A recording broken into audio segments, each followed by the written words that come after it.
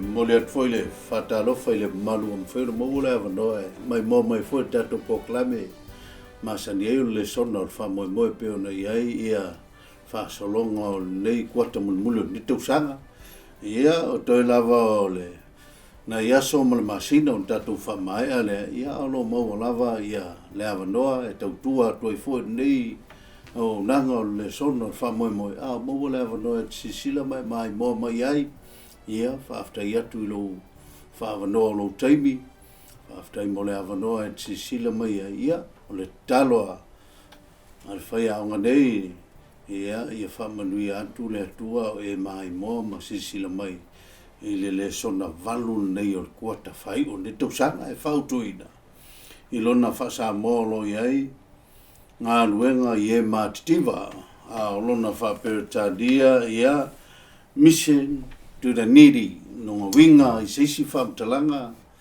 ia o le ngā luenga e te tau na fai tangata lo i manaonga i le tino i le mafau o le nganga e o lava i le wawhelo ai ia e iai lava i manaonga whaaptoa e te tau o na taliina ia e pe o na whautu i Lesona ia sau se taimi a mata atu o na whawhelo e atu sunga le whiwhea ma sunga tuina e atu i whanai au le whaia tātou te talo lo mantou to mai o le langi e ou ia lau fioga e ala i le mana o le ngang paia na musuia i la tau na tusia mantou sauni e whaasoa le tua o le whatinonga nei o lo olofa mai e le taltununga lewa e manatu e awa o ai matou le ngata i ai mantou o lo whaasoina le Lesona ia e momole atu ai foi se ngā ruenga i se tas ia tali ina ni mana onga le tua ia fatino i lunga o le alofa whamaoni.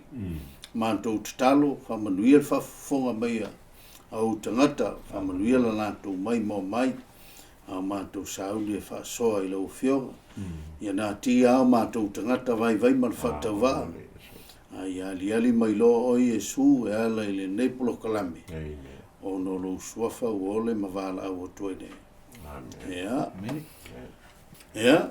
Leo matato Lesona valu e pio de ia ngā luenga i Matitiva ia o ngā luenga fo i manonga ia wa Matitiva tangata ele na Matitiva o tino ale la songa whenga ma songa tu whana e ma whai no Matitiva whale nganga tangata e o ele wa so tai malis tangata ele wa whelo e Matitiva ia tangata e lo no winga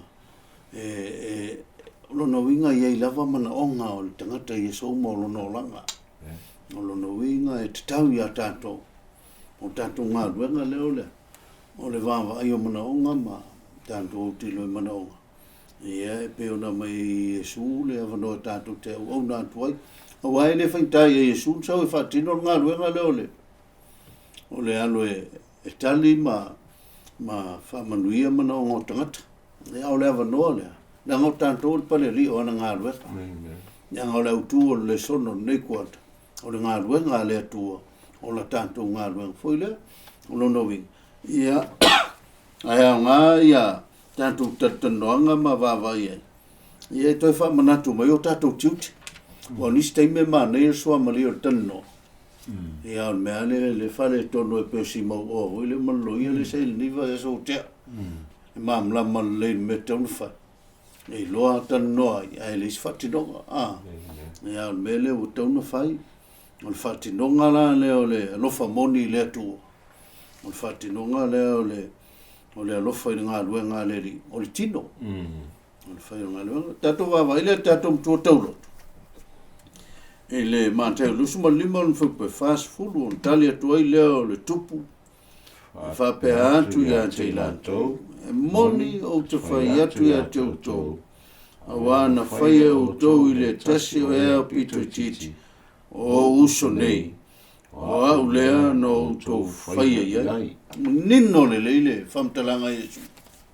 E te whai alo ngā ruenga le isi tangata whatau waa ma ieni manau. Me Jesu o le ue whai e ia.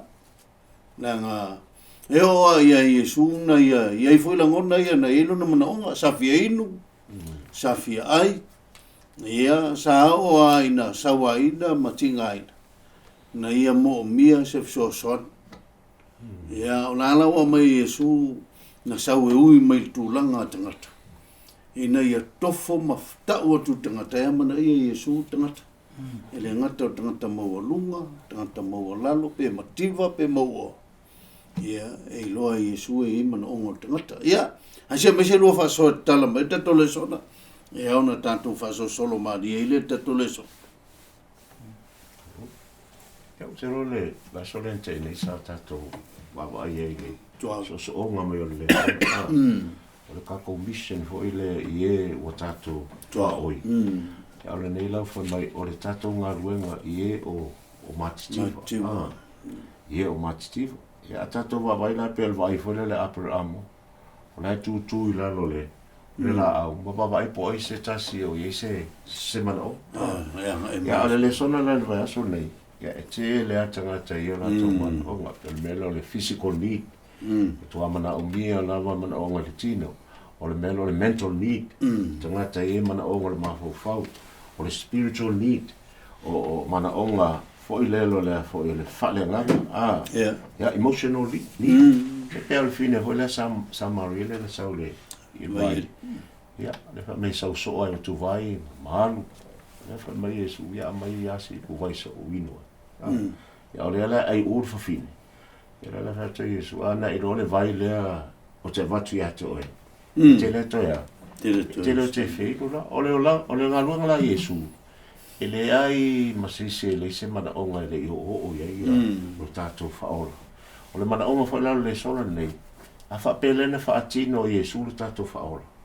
Ia o ngā runga whaola le o tu umai le tui o tātou lima. Tātou wawa ai i tangata o lo i e tātou siomanga. Te lo tangata o lo i e mana o whapitoa. Ia o tātou tute na o walo ene tātou le tu te tau tātou apatu. Ma whaelo atu le alofo le Fa'atino Yesu pe tatou maura o lise o so tangata o Yesu na tatu fai so se mele le ala te fai lise o so tangata o Yesu la wana le tatou te fai e pila al fa meta ngata o fe ena fa pui ya fe na fi ai o fe na na ya foi na fi mana o mise la volava ma Yesu pena e fai le o pito tite lato o ha o le na so se me ala tatou te fai sis pe mele le ia awana ingalo e tātou o Yesu la wana tātou te whai e ia. Ngalo o ia, aftai. Tei la wale la usunga toina mun whasoa. Tā ua tele lwaenga leo wa whasoa wala usunga toina ni David. Pivolinga mai e lwawa ia taule lea len whatati. Ngau kanka mawalunga.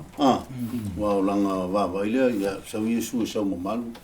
Sau Yesu e sau lelei. Ia e tamau a inga mamau mga koe ai hawhek ngai ka ngaka ia fia awe whalma si ang kama mea whek koe fia mou se malo longa ai kuli whafton a le whakarikari e o la la winga whakarikari e sua ele anofo tangata le le ene need o le muna onga ia se whasoa mala usunga whiwhau li se tui le wanga tanto leso o le mea moni ai e le asa ia se nofuanga le asa ia se atumu o la langi matangata e mana o mia le fesosoani e mantua whamtalanga Yesu i le whawhine fu i le ana whaauina ia au Yesu mai ia wali ana ave ia le nasua au e whaatau se manua ave fesosoani ia matwhamelo mai Yesu whaamautula Yesu wai o tangata Matitiva tau te mafuta ia so uma lona winga e tau mai lan whaamatalanga ele asa se mea e ai le tangata mana o mia le fesosoani a faila o whaamautu me Yesu e ai tangata mana o mia fesosoani i so se mea o lona winga o le tātou fo i la misiona e te tau ona i so se mea e te tau ona i nofuanga uma o lo ia ia tangata ia mana o mia le fesosoani e tau na tātou fesosoani leanga e tele ina whaamamafa i whaamatalanga le tuspa ia le alo lofa i tangata o lo ia i mana onga e te le fa solo luma tanto le so e te mau ia mau e na fa matala mai e te tau ona ele o se mea ele o va peve mai fa ia sa fuanga e a fete feita wina ia se o manga mau ia la anga ia tu tanto fa so e te mau ia fa to nunga le tua e le o se mea te fili e fai pe le fai al fa to nunga le tua ia e te alofa I tangata nei a whaile se lenga o lau whaatoanga aua se le uma ai whaatotoe moa mo e muli atu lona winga ole whaatonunga le atua e te tau no tātou muli mantu ole au tua le sono le o le kuata nei o ngaluenga le atua o la ufu na ngaluenga lona winga o le mea o whaatono le atua fina ngalo le atua o le mea tātou e whai o le muli ai le anga ngaluenga fu na tātou ia le anga I numa tātou le sona tātou anga ima whaalau tele iai le tātou wa vai whaftai ya le wa mo ni no vai mo tātou le sona I lau whafo mai ya le la se I vai ngolo lua o le fuine o le whatu tua wo le tau to mai le tala le lukai le tātou whaita wina lima o le sumar fitu o le lua sumole ono tala wei tangat wei tofa ia wa le o mai lo po I tonu tangata te lo wo tangata le ta ave mai na lanto wo to le punti o tumu tangata ia sa ili ala wala o ku mai I mai tonu ngale fa lo fale la lo mele le fa ia nei lo o le me va vai mai nei lo le ia e Yesu le fa to tangata ni I le lanto va vai ia anga ngisi kanga ia lan mela alo vote me ave nei tangata o mai o le anga o paralyze o le se me to anga ia ai o nga lu e fatasi o to yo lanto tau au le tangata mo e fata nei o il melo I le ola o le sile me ta o tale mana o le ave o le tanto ave tangata ia Yesu o le ave ia tanto o iske mi ka kuma o me ka ko ele o le mai ia tanto ave ia Yesu ia se fa so mai vai ngalo tanto le sona I le tala le matango fio nga luenga len foi ni tangata tofa ia no sunga David te lole tala le ta wele ka lima o le matai o iva mo le valu ma le ko lua tolu suba lua o me tangata le o paralyze o matua le ia se fa mo le lo por le tala vo na o lo metolo lo tu o so na faile o langa ma le sai fuanga ia le o fia mana o mia so ani ai mai lo ana o ye to fa me o ave lungo le me fo yo le o fata ia ai o mai lai le fale o lai fe nga lunga le Yesu la unga unga Yesu le moto tangata ia te le o moto tangata ese uma tangata te va vai lai le tele wa me nga mo mai le tala nei wa tato vai I nga lunga Yesu ma va venga lua vai tolu o va venga na fai Yesu o mena fai o wo tangata va venga na fai Yesu le tele ona mai e wo e mai ai ia Yesu o le tu te fa la tato ele ma fai na tupu nga luanga le tu pa tato le mai tangata ia Yesu but several times o mengi o le crowd it's like a stumbling block stepping stone e tangata la fi o mai ola le kalesia ia o mai o ye kele ale fa le ko mura ke le lo mala o le ka ke le mala o la o ve tato ma o pa pun al mele le I ka mai ele I fiu ala mai ku ulalo ma fo o la se o wala pa vel mato ia la mai le talanga o kai be sama e matala I lungo le vela a o le winter no e vai ceramic tile ka vai lu e la o tata no le la o la me fa ia o lo le fa o le mai toso pa min tu mai lungo Yesu o le mela silinta o le ofo Yesu I le fa tu o le tangata e fa pa ia pa o le muy vela o lama foi la for sei o ma ku io kama pale ko uma ia fa pres fele mesiri o le mangalo por fe ko ku ora vo mai o fai Yesu o fai ngalo ngale tu ale lo Yesu o le ku fe ngo fi mangalo lang sala o le tu munga ma ia na fai Yesu va o Yesu ve ape ku lunga ave savali mea o le ngai oi ma o la wala le songa mai I le kala application for me e ka ora me le o never give up o le perseverance ia le persistence unga o le olanga le ka savali o ngi ka ko fiu mo fi me o le langi fai ala ngalo se uma anga le malolo inga le ele fo ina ubi so God has given us the same work. Ka kauang ka ko ngā lulue, mangueli au. E whaia ngā lulue ngā tu mai e. Le matai, ia se au ngā wawa i le karange, e ke le a le so ngā ka ua moa au. E bise wala awina le tua. E le whaina tupuru ngā lua ngā le tua. Pe a whai ka kopi le a maia. E ka ngaka, ka ruai le ngā ko susu ingu. O whenga ngkuai. Ia o mai a foi le. Ia apele a mo. Alo kei mingi. Kau kene whakarisi o mai ka ngaka. Ka kukeo. Ka kukeo. Ka kukeo e mai ka ngaka e kai mai ka ngaka. Mo le maro. O le tua. Te le ua ola vaianga le Great Commission. Yo towo. E kaunga ko langa. Le mwhainga e loa le need sir ka ngaka.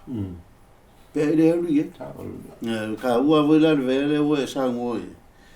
O le si le vavai. O le ka ua le mele o le kasi o le loko. Foi le ngā le wa anga whai aku le si aga pe mai le sa. E ka ko kinga inga foi le ari le wha koe me whai e. E anga whai aku wa me le si ata vai le ke vai le tala. O le wha maungi o le alofong ni tanga te toa wha. O le singa wala whapikoa Yesu o le alofa. E ka ua. E rasa whasoare i lau sunga weringa. Ia whasoa sunga toida. Whaasoa le sukutoina isi vaenga tau o le tala le tau e tau le autua le aso le whamai o le whatotua uo. Pea white mai tauina ia le lukana e sulima whai upa sufitu. Te mo whamai. Sai ai le mana o le antua e malolo e wha malolo ai whamai. The power of the Lord was present for him to perform healing. Lono winga o tātou matumtumu i whale leo. Mantua e atu le walive mai ua. Ua tumu whale lono. O lewa i ele mana o le antua e wha malolo. Ai te maua e uma leile tala. Nā toa tase tangata ni malolo. Ai sea. E whōringa mai nā pau ai o tangata nā. Na whaatua tua. Na iai le whaatua tua. Ma a whaita mai tawina ia le whaiupo e losfulo le lukana e lima whai mai. Ua iloa e ia lo lātou whātua. Ua sila fia e ia lo lātou whātua. Lono winga e lei vaai e su i le mai. Ai vaai lea. I le whātua o wō ne ia. Mai tau mai la.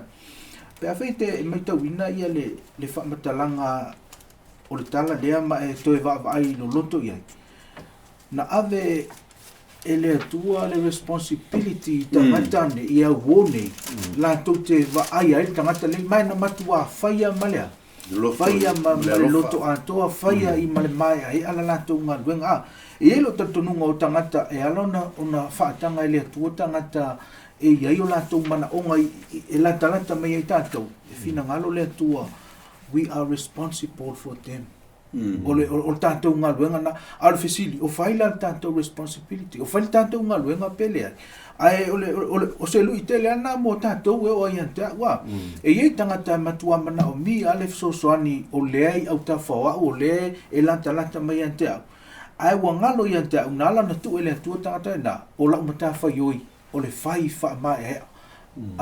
Le au mai e ia le wha matalanga i le aso le ngā luenga na whai e tangata nei memo mua whaauo. Whaauo iai lona lua whai mai e tauna e ilo o lātou mana o ngā muli. Ave lo iai. Ave iai Jesu a. O le mea tupu. Ua oso a tātou, pau ale mea ua tātou oso iai. Ave le tangata iai. Ave le tangata iai Jesu. Misi iai tātou isi vaenga e lua nei lunga. O le whaauo iai, ia ma le lona lua. O lea, wa ai le mea laia. Le mana o mia. E tate o misi a tātou pawal me le whape tātou ngā luenga o le ave le tangata iai Jesu. O le tele te mitau te o ave le tangata o le fia ai. Ai le se ele whanga, e nan tātou o ave lea. Ave le sau ninga, sau fia ai le tangata. O le si pot whai atu whai meta, le ai. Te le fia atu. Ai se ai, ele o mit le nit, ele o iai ia te le wha uofo iai. Mle si mea. Whātua e oso asu e tangata e te alu e ave le sau ninga. I le pōle sau ninga. Ai o le mea tātou e whai. Wha masani wha uo iai. Ai aola na so le sau ninga. Ona ea. Te vai tō. Tā o le matou whalongolongo le matou. Whaasoara e whai. E alu fia. Leanga o lau o. Ai alato e wa aistangata e se te wala au lia e. Tā o le matou sau ninga. O le meso. O le whaliu o le tangata na aveina lo ma. Ma oe a. Ai o le luina le au mai ai le. O le whātua tua uo. o a ele a les fatu tu tanto ma fu anga na tanto te lea tanto te le fai wo ai mai le ai fu tanto me fai ona le o ia fatu tu fatu te nga le ya le na tu pula so le tu mu le fale fe me wole lo po fe u tu ai u ma e o le na ye le mana tau na malo lo ma tanta ni na tu mi ai ta se tanta na malo e le se tala tu spi po ini sin te fa malo lo yesu e te mo e fa u tala le e na o pa walo tanta na malo lo ai se sa ye fa tu ya na wo ai ava pe po fele e ye le pa o le tua ai le se fa tu i tangata e lu te tonu nga le work le healing le tua pe ava pe le fa tu pe me le tanto ai le luka na lima ia o le tau ai na ye fa fta Ai. Ia, whaftai lau sunga le whain, sa alu le ia le, vaenga le ua, ma fuanga na e, wa i vui le tala, vui le atantu, se ua fiu wa e o tangata.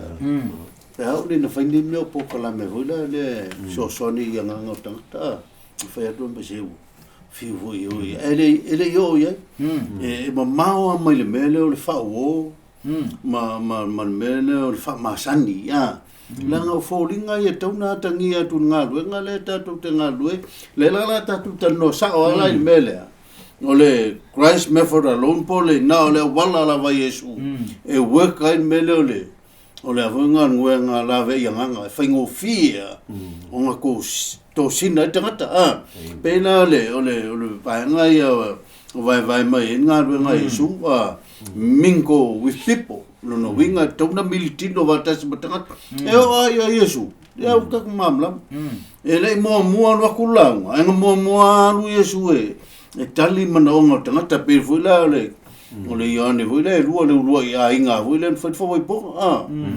na mingo ya Yesu tono fa foi po ngala ona lai no Yesu pe ise manonga la inga le alai na tat tanto na pawal me ngale na tupu me ka ko le ai le ese terminal wave tu facility ai se me na mi so to ai pe a ise se singa ave ise la want to la fa le tonu fa na la le tu la o nga nai fa na o lo fia mo so e lo tu vola pokala la voi lo le tanga ta so le fa ma oni tanga to le ri ai al want to la na vala ulia temile sa lo lua pove mai tole na le sa wa mai ti ai mai ine se men fai to o la to fi mun me tet lua mai mi tino fata sim tangata o tam ma wan menga leng fe lo forsa yo mo fa malo lo ti tangata le o le fai tio la ngai le la talata i tangata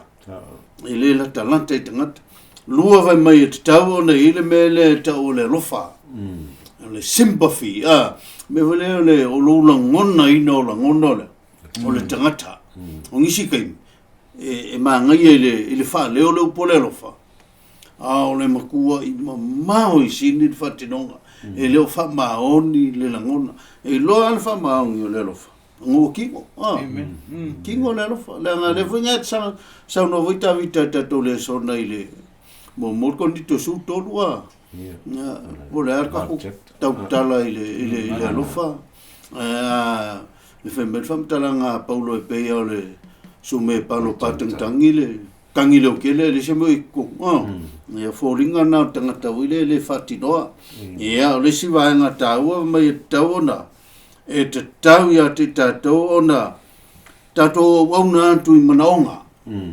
minister to their needs tato ya ole upsawari e o ai si tangata tatu te ngā lue fatas e o ai tono le kalesi e o tu ai tangata lai mana unga lai matela ina lue yasu au tanto tiu te foi tato lo foi ngā lue kato ina foi feu e lo tu lista ngata lai matua te le fia ngolo na mafo lue yasu au te milale e te tali na iona ona unga leo nanga le tato ai leo le luantu atali man maro wa risi tangata la luatu la te le venga la me yo wala wa na nan fa tu lo la nga fe fa le lo la ka tu na velo tato ni foile e pe volinga mai leo fa ise o na nga tali mano e pe o leu tatu e avele a venga man mawhai tangata kai pe o winga matu maanga lo wharsai wa ea o lesi vanga tau na o lesi vanga tau o mea tatu manu malo ina ia lona mautinoanga o isi taimi e avea ia isi tangata maawala e whalu mai nei lesi tangata o mea sa nātia ai piwa velis tangata me ia kau ka fa solo fa fikau o ke pole ngawa man mele tupia e malu o ia ai umale kale e umana luatano a o vai aso anga tu le lotu mo tala noa ile kale si o le malu tangata ia ai tau ia tato una malu ele nga o ia Yesu ele fai lo a Yesu ngi menga faia i tangata e malu le tangata ia te mafuanga na isteme me Yesu alu lo ainga wutsa alu te lo ainga le melo fai le e masa u fa so le tavita ile va ainga le wala fa to a Yesu e manu e ngalu mana lo fa so a elo mena le solo fo le lo fai u fi la sa Porque aquele lo expose le sala le tangata tawa o ka ko o mane tangata le ya te lo e mo fa o te sunga setsu aso fontana to pel tana le so i yone lima yo le fa me lo atu Yesu le taile ngai petesa ke ole tu mai le tangata le o to su va ele sisina te tu e lo vai le sana woma ya le na vai lo le Yesu le mana onga o tangata le o bela ta wa o le tala le sa or me la ta o to tangata ana ele o sapat ya o ke mo fa maroro o le watu Yesu le o sapat ya me ho le mali e te o fisile Yesu e te fie maroro ya sa ta una la to Yesu fa maroro ala o la to na fisile per fisile ho le ta luai na fisile to ya te lo le ono ta no o tangata ya la ta le me tangata fa mai ele te singa te ave o le vai ia vai vola ele tara pe fa ala lango ka le vai e mate le vai le ka kunga o le o tangata e mo la le o le vai o tangata na fa amaro le so a nge lu fa ngai pule ele vai ia le fa me anga yesi nga be o le vai se mo ke pa ia le se be le fa no le tangata anga isa kangaka alawa e ngalo tangata ne o Yesu le osa o ia o le forma sili o ia na te fai le fa malolo sili ya mai vai na lupo ele no me le ti wa to be here o e fia mo e se malolo mo fo se fa fo mo fo ya va pela le sili mai Yesu e ke o e fia fo no pa i o fia fa fo wina la malo le tangata to le Yesu ya tu ilo ave mai sa vale ia na fai vai tangata le ngai oinga o le taua o le mele o le ola o susta ela la mai o le sapati pa volta e sa Yesu la o malo tu la ta male le malo fai ka o i malo la o mite Yesu le manau physical ni ia le la o sa le tangata le tapua i sa loto la fo le fa polonga ele ma yo la o la sala ia ka ola nga ia kia ia ka ko baba ai lava yo ka ko sisi o banga o fea o ise mana onga ia o mela na tato te apa tuai ia o nisi lo fiuna miso soani tai ia mana ia le fasole i lo sunga toi de talandi e tasin de talai me to ida se tala o fofongi te le o baba ele te no le tali tangata le pale ni malfisit ile fitau tali malfisit wa sa taun fa pesa mai o le lava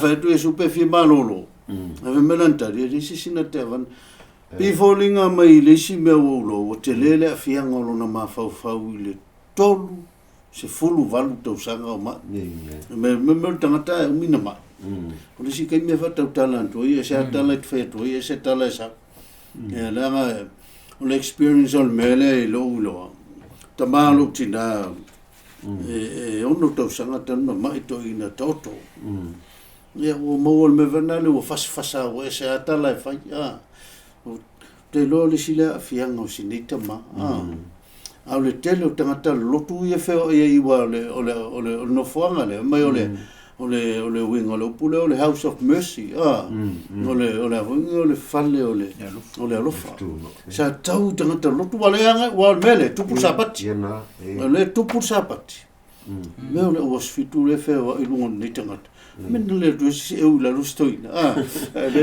le feo e au tafa ni stai me va pena lotu ali e feo ia eu tafa tangata le manonga ai tatu te le mana ia ia se mes fa so suara feo tala mai le va ngata wonto te ole wa lo pa i tala i tonu le tato a Lesona le ngate leo le marekona mo na i tala le toina fui le sa ia le nganga le anga i tonu te ia e lava tala na e lua e ta umai ai ia le metotia Yesu le na e faso ia la asanga e lima la asanga ole ngaluenga Yesu le una to lau to sunga le fengai pe no uta ua le faso le wa uma o le tele o teimi ta manatua o le purpose atoa o le ngaluenga Yesu ia tatai e fai wala le tele o ana tala ile na famtalanga lea muli mai ia te o lono winga o le aunga atoa o le ngaluenga Yesu ia muli tangata ia Yesu o le peno vatula o le tele o teimi tatou te tulioso loa tatou o sawa loke lea le mafuanga po le aunga o le aver tangata ia Yesu ai man tu lima la sanga na ia e te tau no tatou fai militino matangata e la sanga na e fai lunga tu fato ave lor tangata ia Yesu altelo te misi atol fa pito lunga ai tatou o solia ile lima aver tangata ia Yesu ia o leisi foi me sema san tatou fai e sa walta to ngai oi mai la sanga mua o le fa ai misi le lima wa alu le tatou ma fa wa alu le fai o mana onga ai ngalo na ave tangata ia Yesu ia o leisi na mese ia te lo no winga lu mese tele pe e ta lema sa no na fai e tatou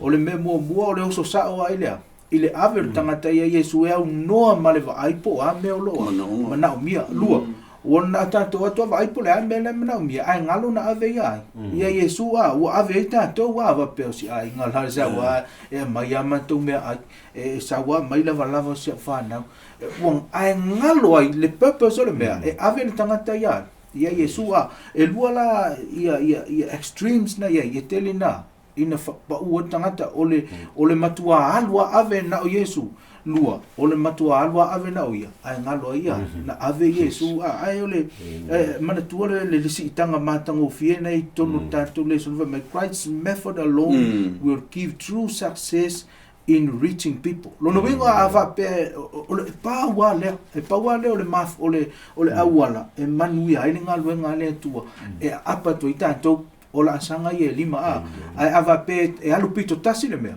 ia esa elva alvo ilisi pito ia ta milo ile me tasi ai ole ta ua le a tato faya umala sanga nei fa to avel tanga te Yesu on matua le leia ia e wata to te oso loke lesi pito ia ai to lesi pito ai e pe ole tawa ai na ia ile vaenga le ile meto tia Yesu e pau ana ole awala ma fai un tato man malo ina ini nganga mol malo le tua faftai ma nei atele ia fa so ile alusu ile vaenga tawo tato le so ma fuanga tonu ana e le o ye te la ngona isti ana le ma to ai ngai le no pula ngala ma to le na mai le ai ngalo tangata nei ole wala le tua na wala tu ya la to ni sile me to ma mai le u faita o tanto e wala to e fina ngalo le li ya ona faile o ngalo li o le si me mata dia le tala le o ve ape en fa nga Yesu mai tu la ia ave no moenga mai savat Wai malo lo. Ono no wi. So se tengi malo lo ina i tangata. Ele tau nof. E kaua kulunga. Alu. Avel moenga. Iu savali u saulo. Wai lan meleng mawa iria le liria. Toi mawa i tonon mal. Malu ka poi ma vi le li. ia o le sile me o fai ku fesile la me o fai me Yesu e vel mo o le langonga I lau wa ai mai tau o fai e Yesu alu e vel mo nga o kwesa ko ko alu e fisa nga o nge kwesa o ki ko o istanga te fa malolo le tua pe fe le tua le ai ko e alu ko fo ia me le sai le o langa to ai o long fa malolo Yesu completely wa e malo mele nga le fe me Yesu wa e malolo mo fa mangalo ina wanga sang sala le ngata o le tino ai o lava I le mafau fau ia malenga ia le tato le si va ngata o le o e fai malanga ma tangata fo ia sulfa ia wa Yesu sa malanga fo Yesu ma na mata fo Yesu o le sile me mana ia le wa Lesona e fai Yesu fa te tainga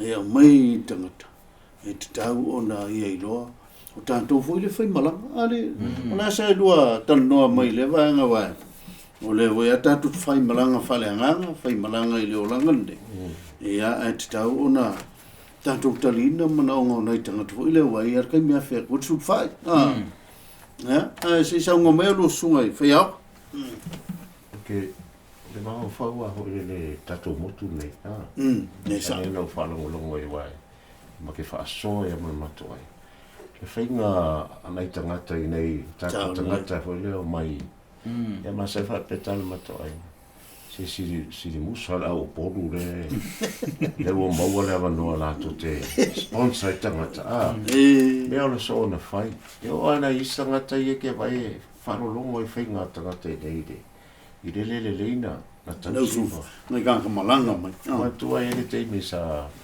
ele mato a ole sta ba ole mato I la ma se fa sa ya le la yo fa ma ya la tu sento lo le tangi de fine o filipino la tangi de chapo ole na I fa nga o le se be ave ya la na tama o ti te me ya o filipino le se tu pe ave filipino le se fa nue tanua ale la so ta e tu lo fine fa ya ko ngo fa mo le si fine le mana ka o ko inga sau ma le tale to ina ya o la e le fa nue tu ai ma se fa tanua ya o se ma to ai nga ola na so ani isi pepe te mi la mai ave e me na mia ya o le nis fo ma to ai nga stene le o ipu sa so ani fo e ale la o fa le mo di kwa ia le la o fe tau I nei ia takata e to la fo le romo le valu lo su valu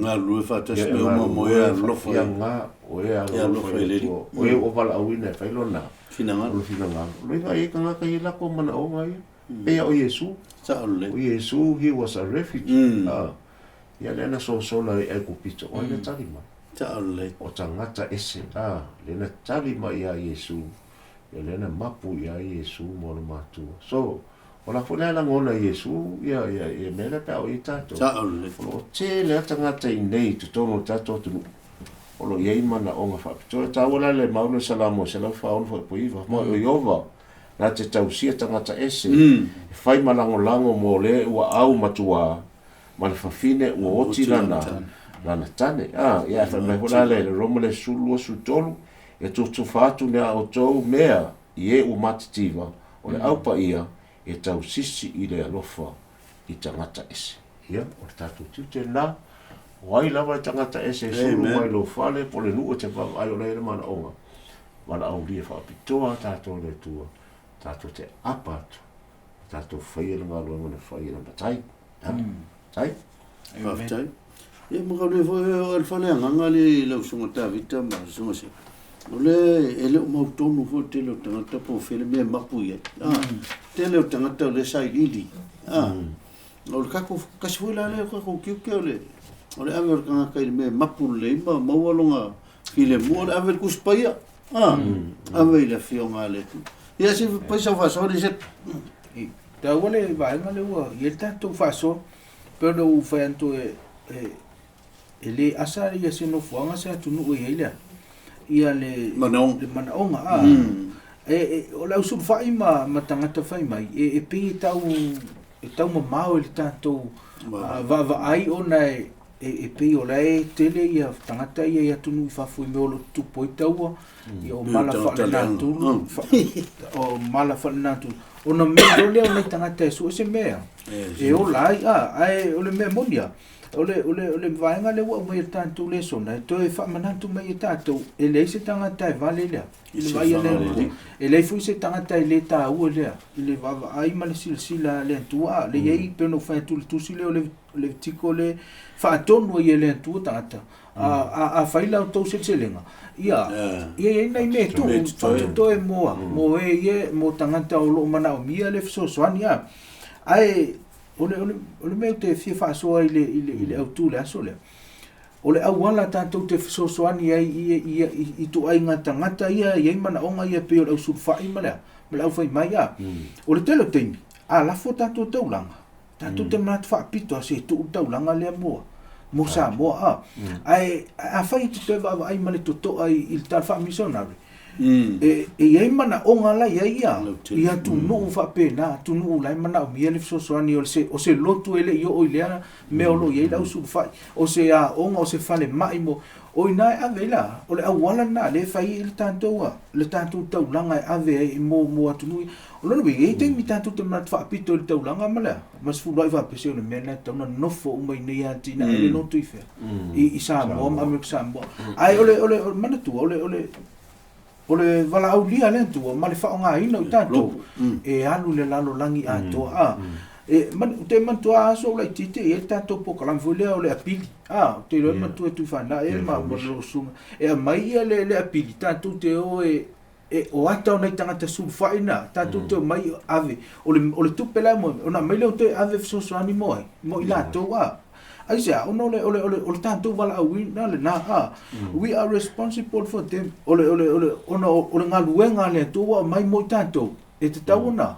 on tanto we fai ai tele temi pe no fai tu e manatu fa tito ale tangata ole alo fai lisi tangata alo pole ale le tito lo to langale ave tali le mana onga tan fa missionaries futo sa pati po le lava le vai ngolo ave to langa le tu e nga ia tu fafo o lau sosoani na o lai tea e ele o ia lo malo si ala wa vato i lawa te ave lau tamaita na tu fantasi matala le si wa sosoani mai ole mafuanga na le ona ona tau fa le tonu lo to le tu e te o manatfa pito tangata pe no vato version te nei ole opposite ole lavo le ole selfish o manatu o na o ai le ele sia lista ele ole opposite ole lavo lo wito lista ngato ole opposite ole love ole selfish o manatu na o ia le ia le vola uto e le sono verso nei o tangata sulfai o tanto foi na maliwa ile tu o tanto foi a lofa ile tu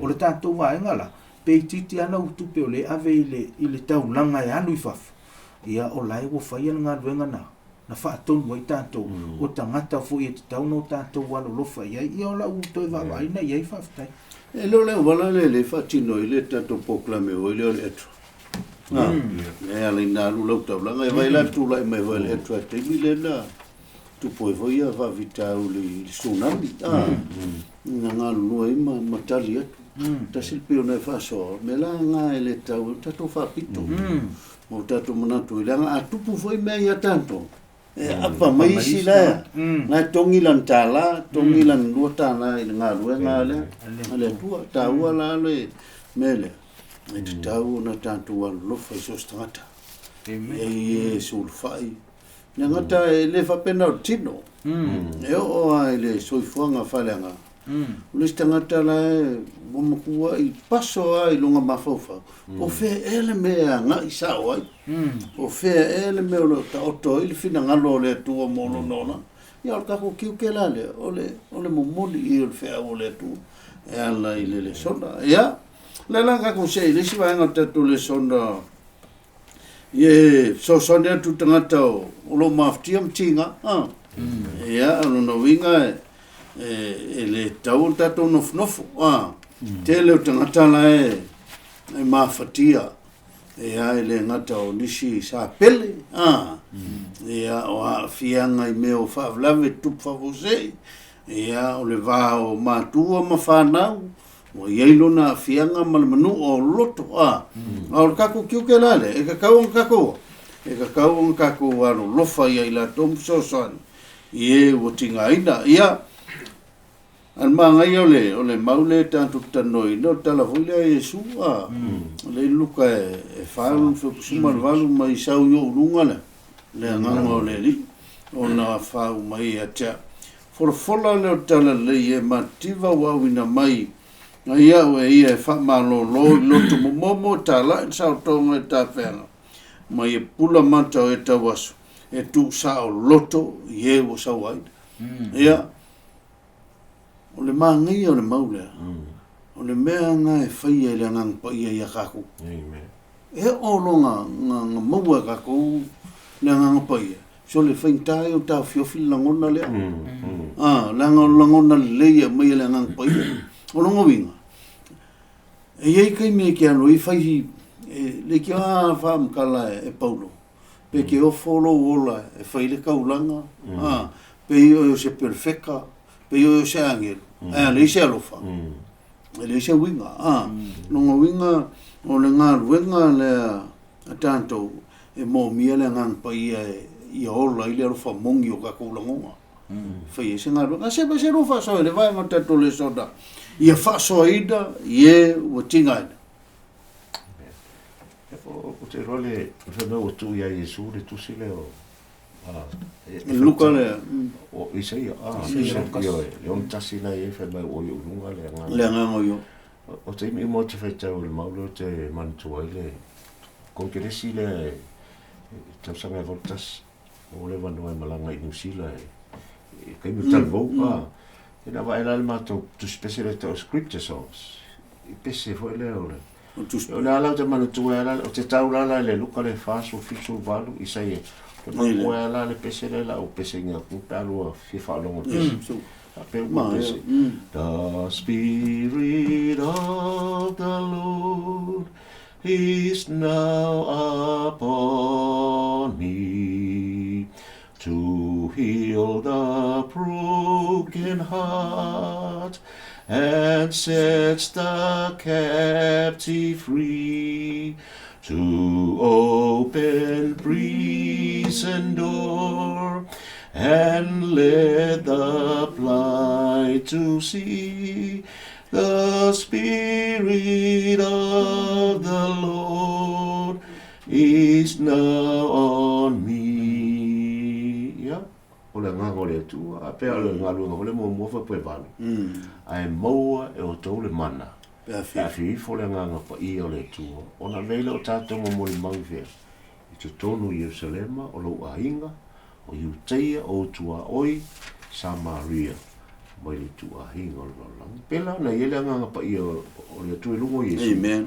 Ya o le nganga pa ia foi na o le tua o te tau nei e tatou ia tatou te apa toi po ai la po le mai o le nganga e mai o le tino o e o loto momoia ya o le auria na le tua ya vei tatou isi tatou te apatu ya sai mai sa fa sola usungale ferei Tai te lo lewa va vai lewa sa no le sunga to ina to e famtala va nga le a pe te mito vino le o tusi le isa e no suma tasi mo mo lu ma le tolu le na fa ta vina Yesu le so le a fa te va vai le isa ina o suma tas fe me o man wi le o man wi e mai el misia man wi e mai el misia ta no le Yesu ve mai o lunga ya ta le le ia wa fa wina ya wa man tuala ole upu mesia ole winga ole upu mesia va mai the anointed one ole wa fa wina tau tala tu se isa no suma tas fa be boy ai lunga le nganga le tu wa fa wina ya ole no winga ole ngal winga le msi fa mai no mar fa talanga tu se isa ole ngal winga la mesia e fa pula ta waso ya e so swani e Matitiva e fa loto longa mea umana na fa ya fai el Mesia so fu lo ia Yesu ona ia fai tawina lo le fa melo le malan fa mtalanga fa pulu so matas o le so fa tau nu o le upola al tusia le winga lo fa mtalanga na fa tau nu ele soifuanga o Iesu le valoanga le tuso isa e ono sumatasi sa ia faia mea uma i e Matitiva mea matangata mana o mia le sosoani mai tau mai pe ono ufantu le autu le sona o le kuata le nei le ele alo ese ile ia sa pati taitasi ma ono soso engo vai status o le ngaluenga le antu o le ngaluenga i tātou wa o le ngaluenga Iesu o i o le Mesia na ia faia ma matuanga luea ia whaamalia ia ma fesosoani i e Matitiva a fai lo ngaluenga na le atua o la ufo ina ngaluenga o la ufo ina ngaluenga o le fesosoani i e Matitiva ia le tele o teimea e tau alo i tātou le tau alo i tātou i le ngaluenga le a fai lo ngaluenga le atua la una ngaluenga lo ngaluenga le atua o fesosoani i e Matitiva alofa i e Matitiva le afu e toi au mai le aso lea ia le maule fai ma au tua to te fai mai Iesu sa ufia ain tau fafanga sa ufia inu sa tau fe fa inu sa ufa pui sa tau asiasi fai mai lo mtata sa Iesu ana fena ya ana fena ile la lava ma e fia inu fia ai ana fena fa pui e man to fai mai Iesu sa tau fai tangata pito i titi tangata Matitiva tangata fatau wa o lau tau fai ia ia te awa o le o se matua lu ia te awa te lo te miu tātou wola le o langa le o le soifuanga nei o tātou wola le o to inga o langa le o haua o le haua o fai ia ma fuanga na te le tangata tai au pu ela selfie o selfie langa o haua o ale malie to tite se lau au selfie pu e se ilonga wa e malie ia te oe e wa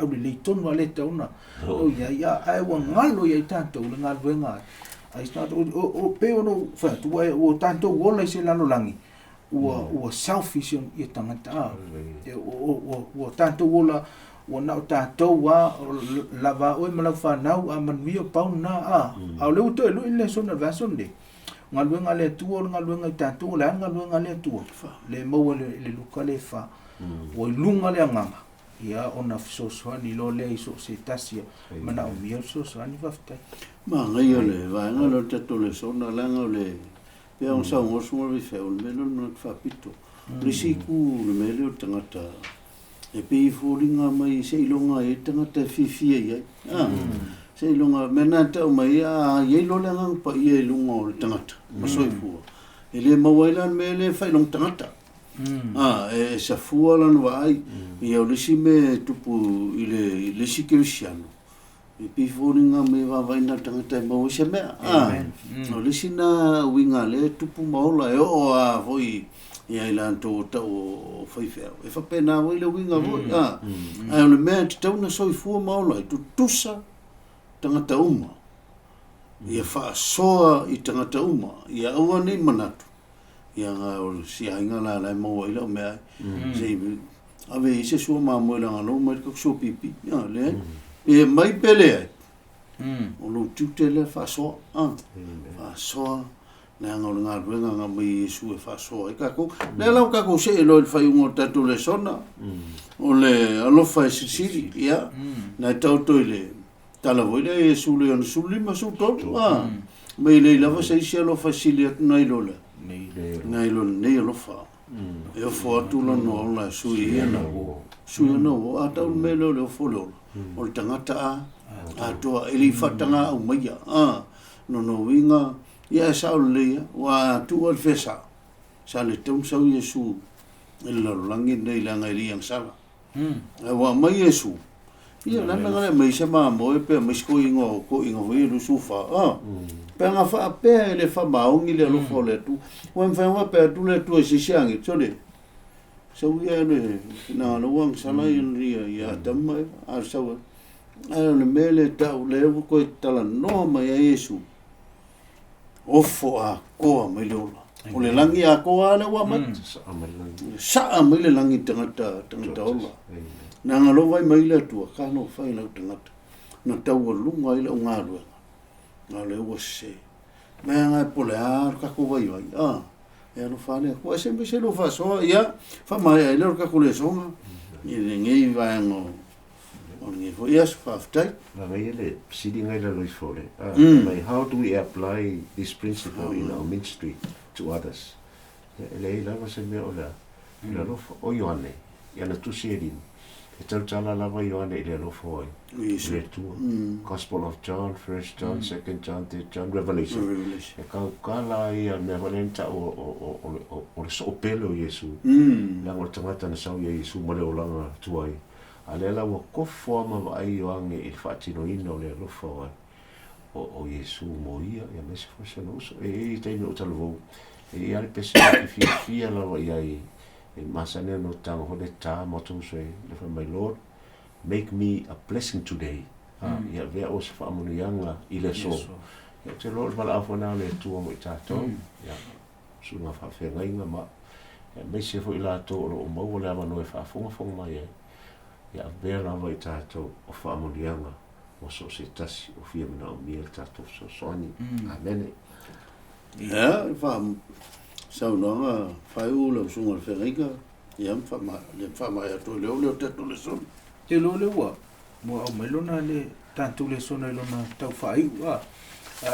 I le te sau whaasua le vaenga le ai paua leo le toi lui ma le toi fisili o te fisili ia ua. Ua matua alofangi ue le tua. O le ale mea I te whai e lea. Ili nalof o la utali ili nalof ia o le au mai le sona le me tauna fa alofa I lesia lesi tangata o le fuole na o alofa I le atua e te alofa I le atua e te fai le me le mo lesi tangata ia ai pe un tanto mo e fa mtalanga I le vai aso le te nei tanto susu e le ai mase au ngai te fai me te alofa I le atua ai te ita I lesia lesi uso tangata fai me le fa mtalanga Jakob o le pepelo le o le pepelo mea na ia o le te lu o le sona nei lu ia tatou le me tau no tatou fai fa maluia le tu tatou susuenga fa fata ia le wa fa fo mai sa mo I le tatou le sona fa so le fu vaenga o le nei fu va yaso ia o te loa e le to e tau ia I lo to malu to silfia le wa fa fo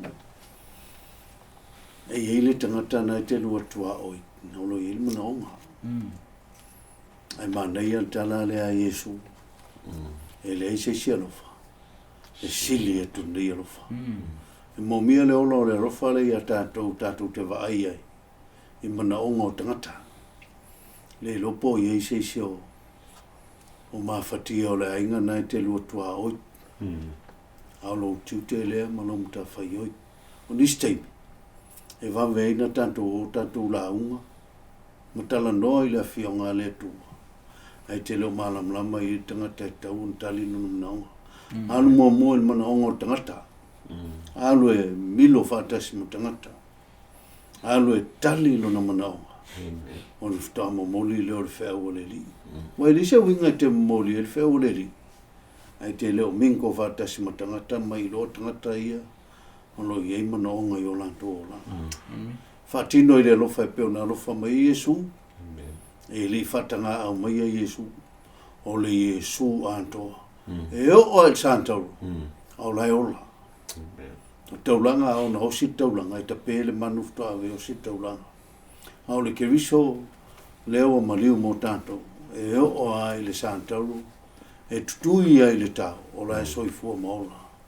Ana ia la longa ina ti ngā ma maftianga. E mo moli mai ai, le whaotanga ia te oe. Ia, a veo eo se ta se moli le whaotanga I lo uso a tangata o Iese manaonga. Ia, I le tino, ma whau, eo I le ngā. Whasoa I le alofa o le ri. Ma tino ngā luenga. Ia, le lau wha mai, a tātou po kalame, I le nei fui. Tai hao. Le tua whaftaili le sona. Le ngata matu te whasoa mo lau whana. Ia en tā ua foi moi mātou. Nisteimi le tua ua tele I mātou le launga. Ma tala noa I lau fionga. Ai titi au na mātou I loa ma malama I au tangata lo I mana onga. E te tau na mātou o ia I lātou. E te tau na mātou malama I au tangata.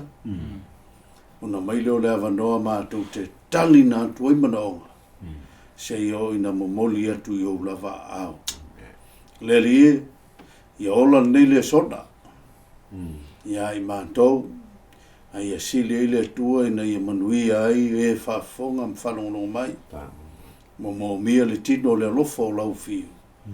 E peo na mai le ola o ke riso i lo mātou la langi. I o la mātou talo, tu li loina i a loa tunu o sa moa po oi lava, maua le ava noa. Whamanuia i au nei le ngata i la un whaifeau, la un e atawita, mo le whasoina o lau fio. Whamanuia mai mātou umalava, o no lo suafa Yesu. Amen.